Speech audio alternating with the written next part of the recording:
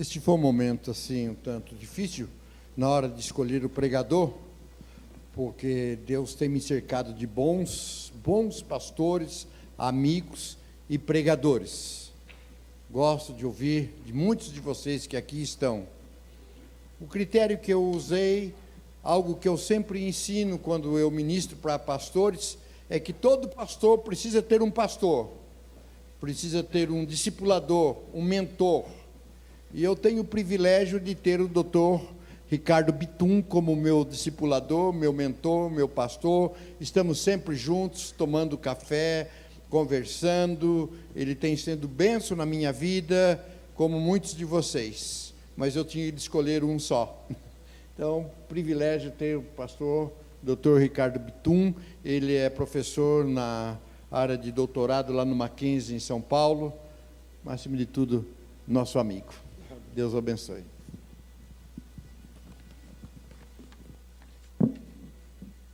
Boa noite, paz e bem a todos. É bom ter amigos, né? Eles falam bem da gente, e quem não conhece até acredita, né? Olha e diz, olha, é isso mesmo. Mas o Noedi também, a recíproca é verdadeira. Ele tem sido uma bênção na minha vida. Ele tem sido um companheiro de caminhada, algo assim que faz a diferença. Eu conheci o Noedi através da Thelma e do Alfredo, lá em Araçatuba, e foi a ponte para conhecer o Noedi e a Deise. E tem sido uma boa caminhada, tem sido algo muito gostoso. Só que ele não me falou que eu estaria pregando no meio de pastores, no meio de um presbitério. E, assim, eu confesso, Noedi, que a única coisa que acalentou meu coração é ter visto o Billy, aí estamos em casa, ficou mais tranquilo. Mas, enfim, eu agradeço primeiramente a Deus por essa oportunidade e ao convite honroso do Noedi. Eu queria que você abrisse sua Bíblia lá em Gênesis, capítulo 50. Eu quero ler um versículo e depois trabalhar um pouco o contexto. Gênesis, capítulo 50, versículo de número 24. Gênesis 50, 24. E disse José a seus irmãos: eu morro, mas Deus certamente vos visitará e vos fará subir dessa terra, a terra que jurou a Abraão, a Isaque e a Jacó. Podemos orar mais uma vez?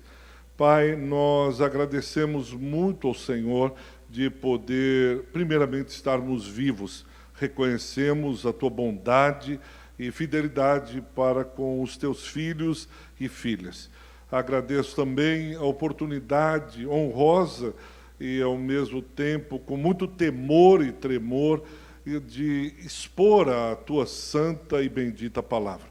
Que o Senhor nos ajude a recebê-la, acolhê-la em nosso coração, a fim de sairmos daqui exortados, consolados e edificados, mediante a atuação e ministério do Espírito Santo de Deus.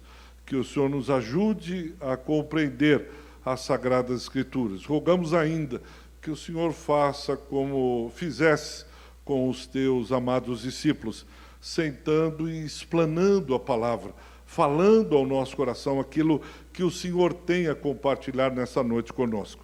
Em nome de Jesus é que oramos agradecidos. Amém.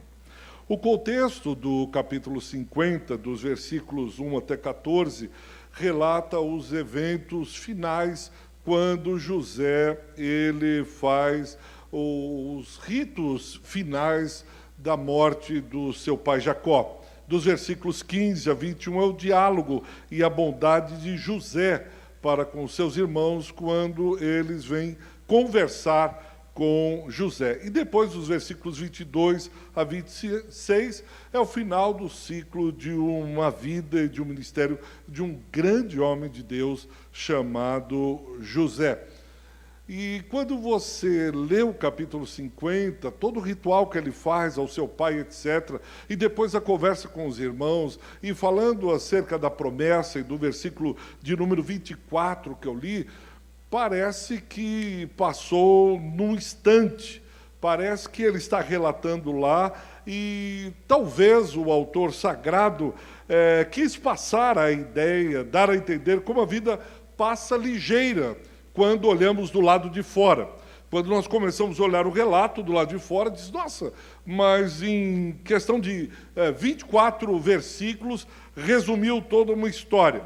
Mas quando nós olhamos a vida, não de fora, mas quando nós estamos inseridos na história, quando olhamos a história de dentro, quanta intensidade nós temos na vida. Quanta história na nossa história, quanta memória, quantos detalhes, quanta alegria, quanta tristeza, quantas celebrações, quantas decepções. Nós podemos resumir isso, talvez, na história daqueles dois compadres, matutos, lá do interior de Minas Gerais. E depois de uma longa conversa, falando de todos os causos, falando de todas as histórias que eles passaram junto, dos contos que viveram, e depois de horas e horas conversando, o compadre olhou para o outro, fez uma pausa longa e disse, compadre, naquele ambiente bucólico, à beira do rio, ele pita mais uma vez o cigarrinho de palha, o olhar perdido no horizonte, e diz, compadre, se passou uma vida. E é mais ou menos isso. Eu acho que esse é o relato de 50 anos, esse é o relato da vida. Se passou uma vida. Só quem passou na vida, dentro da vida, entende o que esse mineirinho falou para o outro. Se passou uma vida. E é interessante isso, porque só quem viveu a vida vai entender a profundidade dessa frase tão simples desse matuto. Mas isso não é motivo de melancolia, seria muito difícil aqui nós sermos melancólicos. Mas Eclesiastes 7:8 diz, terminar algo é melhor do que começar. E talvez você esteja no melhor da sua vida. Terminando agora é o melhor. Uma missionária inglesa já falecida, logo no começo da minha vida cristã, eu ouvi uma frase dela, chamava Joy Dawson, e ela dizia, não importa como começamos, e sim como iremos terminar. Eu vi ao longo desses mais de 40 anos de ministério, quanta gente começou bem intencionada, quanta gente começou desejosa de várias coisas, mas não terminaram bem. Não terminaram a carreira da maneira como começaram, pelo contrário, terminaram mal. E eu estou falando isso porque José está aqui, terminando, ainda tem um tempo, mas ele está logo no finalzinho ali. E eu queria trazer algumas considerações, alguns ensinamentos, alguns princípios, algumas reflexões sobre esse tardar do ministério na alegria dos 50 anos para quem tem muita vida. A primeira é a reverência que José apresenta para com a geração que lhe antecedeu. Eu vou repetir. A primeira coisa é a reverência. Quando eu penso nos 50 anos do reverendo Noidi, e nos cabelos brancos de muitos aqui, e na vida intensa de outros tantos, eu penso na reverência para com a geração que lhe antecedeu. A relação de José com o seu pai, a geração anterior, logo no versículo 1, é um sentimento genuíno. Quando ele olha, então José se lançou sobre o rosto, seu pai chorou sobre ele e o beijou, entranhados afetos com o seu pai, com a sua família, um carinho, um respeito pela geração, pela família, pelos valores, por tudo aquilo que seu pai representava. E o seu pai lhe passa o bastão, quase que com um cerimonial, e ele intensifica, ele demonstra, ele transparece a afetividade. Ele gasta 40 dias dizendo, olha, preparem o corpo, mais 70 dias pranteando, chorando. E quando eu penso nessas questões geracionais, eu me dou conta do intenso abismo geracional que nós vivenciamos cada vez mais. A Bíblia Sagrada fala de uma geração para outra em 40 anos.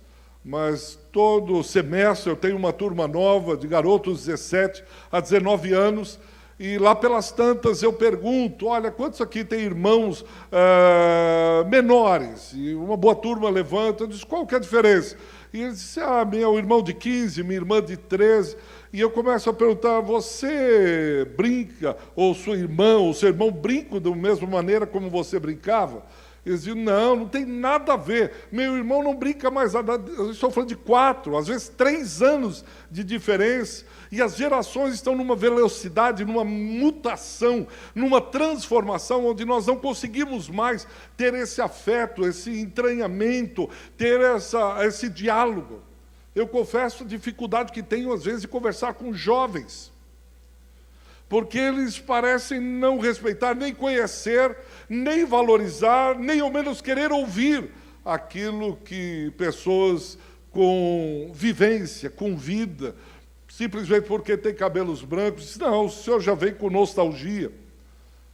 Há alguns anos que leciono em seminários, em faculdades de teologia, e vejo que eles não estão muito interessados em saber aquilo que aqueles que gastaram muito tempo com as Escrituras, muitas experiências com Deus, muita vida com o Senhor, parece que eles não querem muito saber. Eu quero saber o que dá certo, eu quero saber o que você fez que você acertou, e é o importante, eu quero dar certo.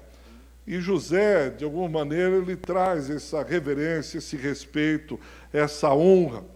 A impressão, às vezes, que me passa é que a gente está querendo passar o bastão para a próxima geração, e eles estão dizendo, vamos, que eu estou com pressa. Algo muito parecido com o coelhinho de Lewis Carroll, Alice no País das Maravilhas.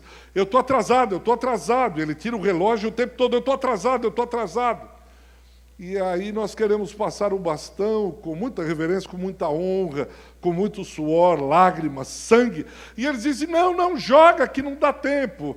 E aí, esbaforido, correndo, a gente joga o bastão, a gente joga e alguns pegam e a gente se alegra, né? Pelo menos pegar o bastão já é uma grande coisa. Mas outros tantos não têm tempo nem de pegar o bastão. Dizem, olha, eu estou indo na frente, eu não tenho muita paciência para esperar a sua toada, a sua cadência, a sua caminhada, e eu estou correndo, preciso chegar logo.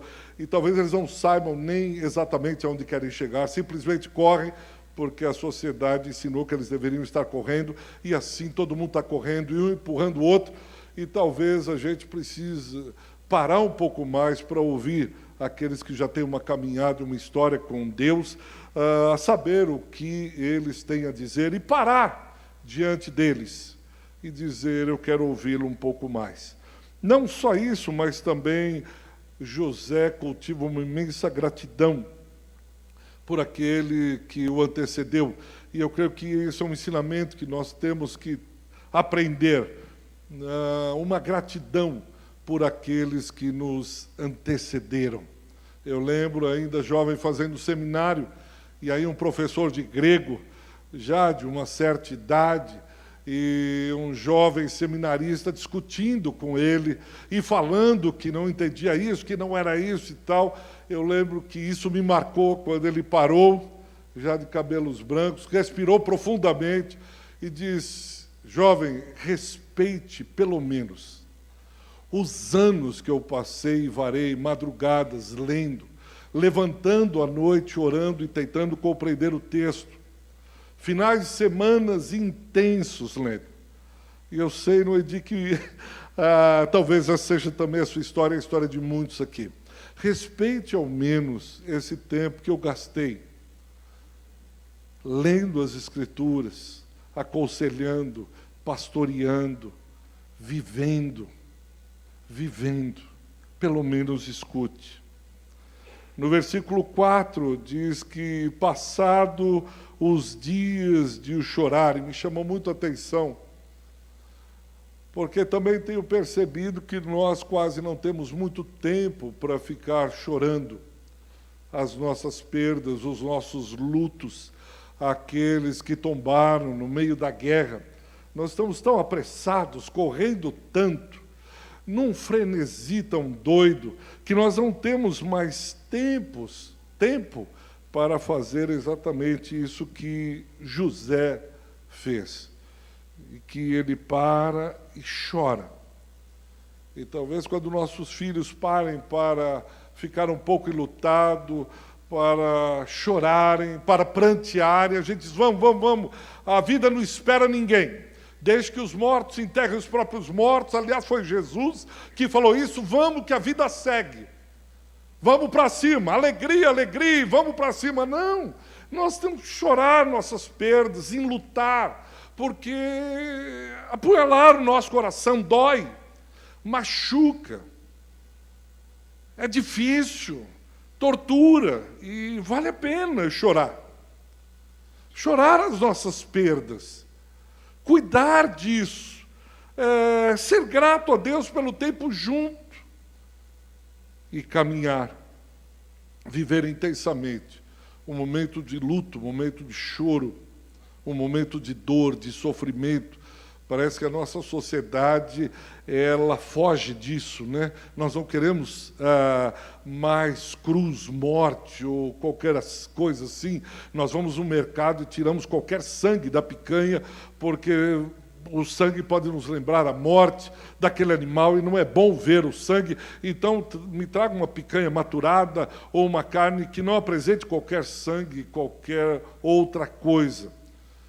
Mas nós precisamos aprender a ter um ministério de olhos marejados e não olhos enxutos, dizendo, não, eu sou vencedor e isso não me pega. No versículo 5, continuando, ele diz, né, meu pai me fez jurar, me fez um pedido. Olha, meu pai queria ser enterrado num lugar, ele me fez com que eu, de alguma maneira, jurasse, eu quero cumprir isso, eu quero satisfazer esse pedido do meu pai. E depois os irmãos podem ler com mais calma. E José era um homem ocupado, ele estava num cargo de liderança no Egito. Ele poderia dizer, olha, vamos fazer algo rápido aqui, porque o faraó logo vai me chamar, estou fechando um grande negócio para o Egito, etc.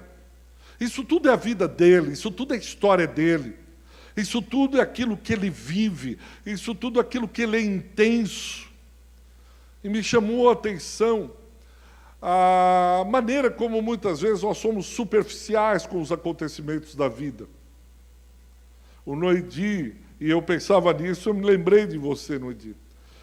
Quando eu vi a liturgia que você preparou junto com a tua família, eu louvei a Deus porque você é intenso, é tua vida, faz parte, você não separa a vida, não segmenta, não sistematiza. Mas você vive isso. Olha, põe esse vídeo de uma moça, não ficou muito bom, mas essa moça tem muito significado para mim.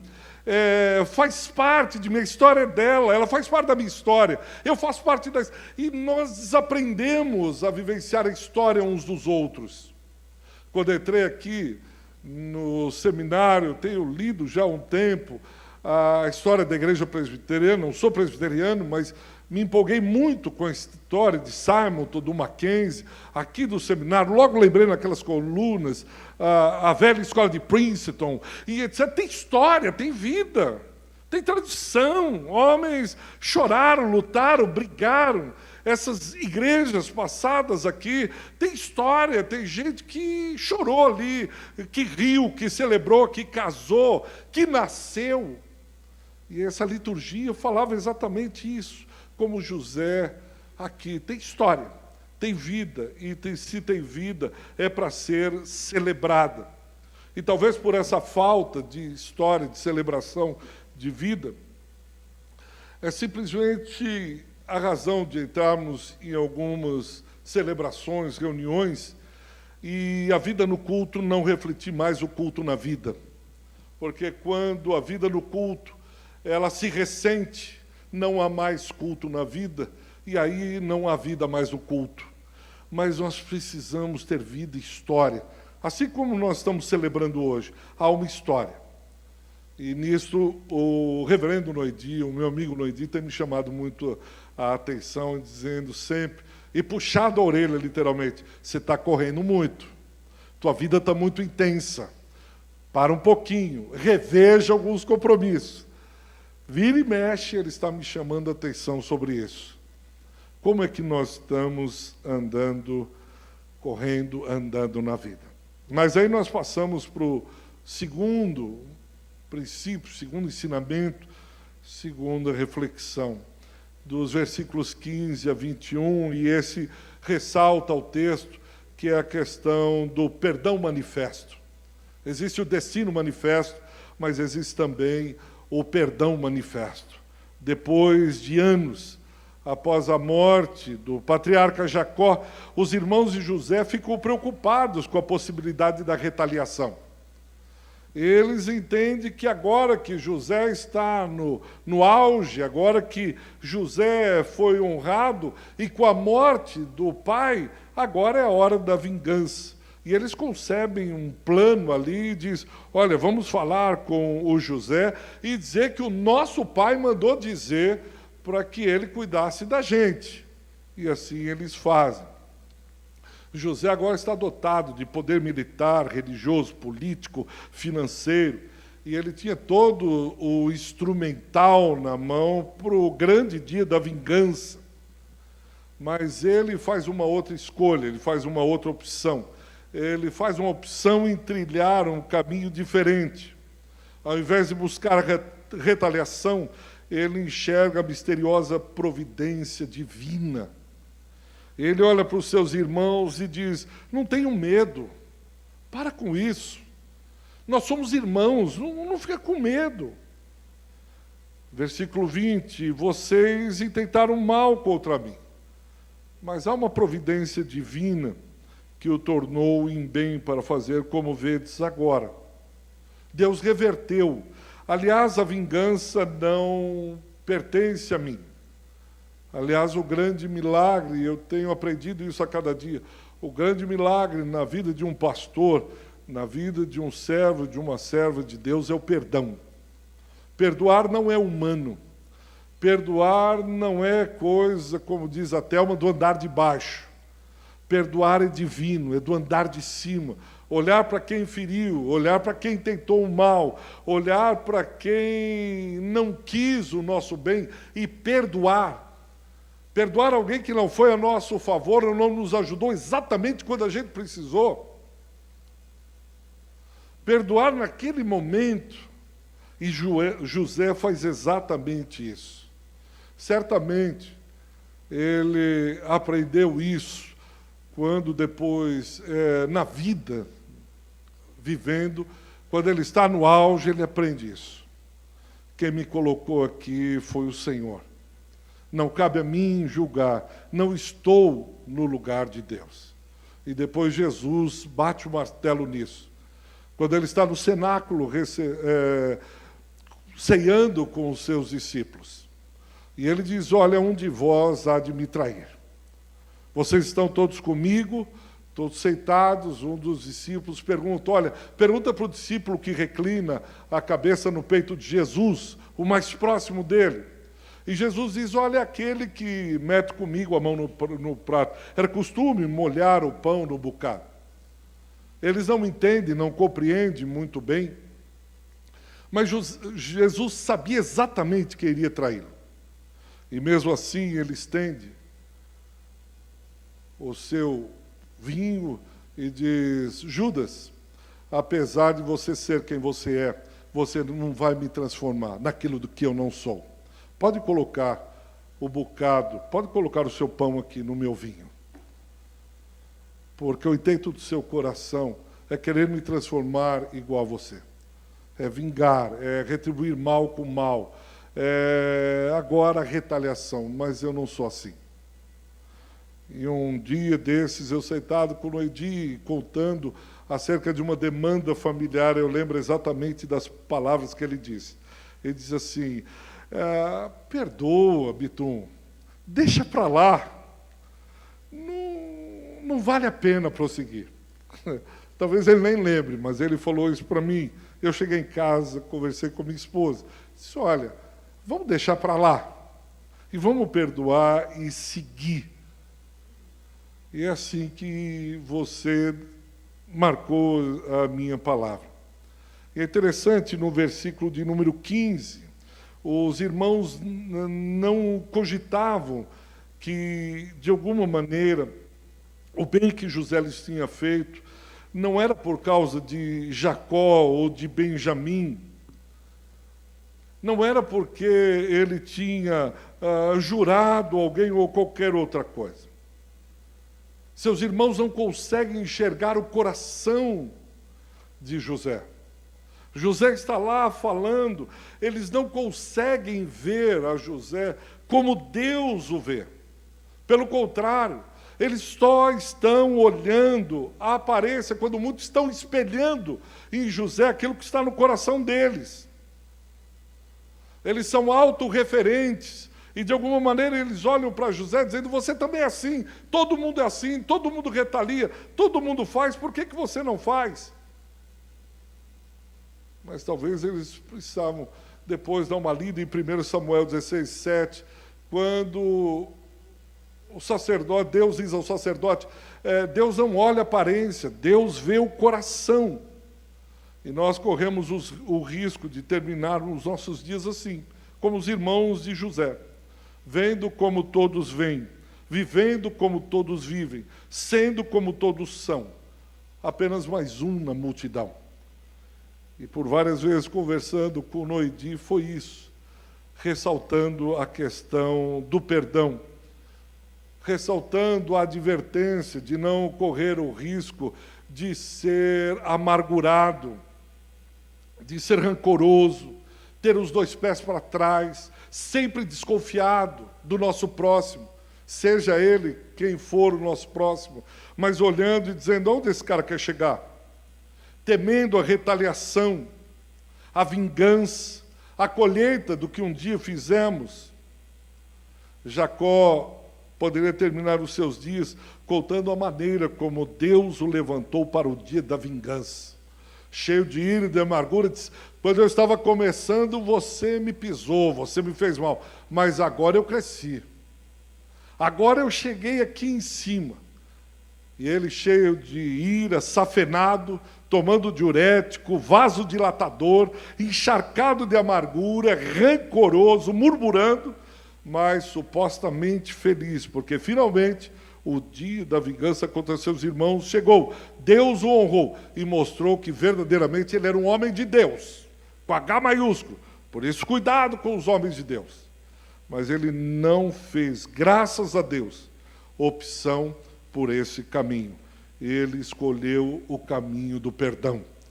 Então, quando começamos a contar a história da vida, da nossa vida, 50 anos, 40, 30, nós vamos ter essas histórias de que, por muitas vezes, nós desejávamos a vingança. Mas Jesus de Nazaré disse, que é isso, filho? Quem ensinou isso para você? E aí nós voltamos atrás, pedimos a graça do Senhor e continuamos a amar aqueles que, de alguma maneira, não nos dão nenhum motivo para amar. E na carreira pastoral tem muito disso. Como dizia um irmão lá na igreja, pastor, Deus tem cada filho. Eu digo, é verdade. Deus tem cada filho, que misericórdia. E aí eu olhava e disse, somos um deles. Lá no versículo de número 19, respondeu-lhe José, não temais, acaso estou eu em lugar de Deus? Eu fico impressionado com isso. Como é bom chegar perto de um homem de Deus, de uma mulher de Deus, e não ter medo. Não se sentir desajeitado. Olhar para um irmão que tem 50 anos de ministério e dizer, mas ele continua como aquele servo humilde, aquele servo... E uma das coisas que me chamou a atenção em você, Noidi, é que não tive medo. Eu não sei pôr o pé atrás e dizer, eu não sei porque eu estou falando, eu não sei quem é esse pastor, eu não sei se eu abrir meu coração aqui, lá na frente, eu vou pagar um preço alto. Eu podia rasgar o coração e estava tudo certo. Estava tudo certo. Não tinha medo. Eu não sei se você já sentiu medo de conversar com alguém, de dizer, eu não vou falar. Não sou louco de abrir meu coração para ele, mas ele é um homem de Deus. Eu não sei. É melhor ficar quieto, guardar e falar no meu travesseiro para o Senhor. E deixa eu caminhar já para o terceiro, que o tempo avança. Por fim, ele termina a sua corrida, guardando a fé, a perseverança na promessa, cheio de esperança naquele que o chamou. E aí nós chegamos no versículo que lemos no princípio. Disse José a seus irmãos: eu morro, porém. Quando ele diz isso, é alguém que tem absoluta consciência da perenidade da vida. Ou como Sêneca escreveu, a brevidade da vida. Ele não se agarra às coisas da vida, ele diz: eu sei que eu vou passar. Todos passaram, todos vão passar. Ele olha e diz: eu sei disso, eu não estou aqui tentando fazer plástica, tentando ir para um lugar de restauração, tentando dar sobrevida, eu sei que eu vou passar, vou morrer um dia. Vai acabar um dia essa vida terrena. Mas o ponto-chave não é esse. O ponto-chave é a promessa. Deus certamente vos visitará.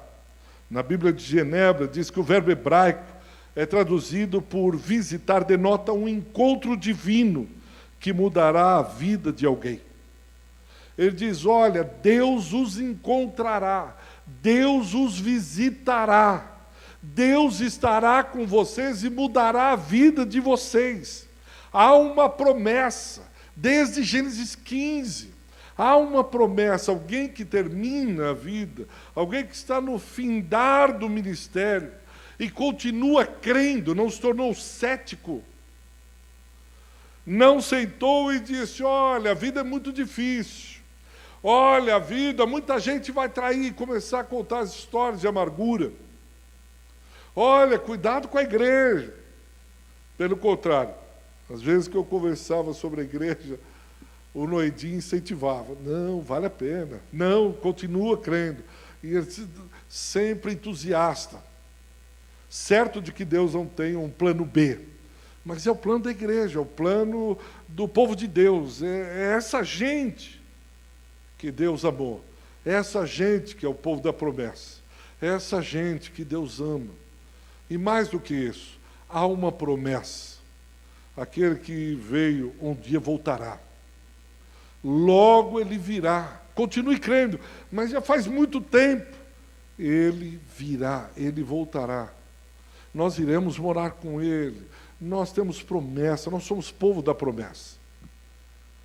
E os meus votos hoje é que você continue como José, dizendo: não, olha, Deus vos visitará, vos fará subir dessa terra para a terra que jurou dar a Abraão, a Isaque e Jacó.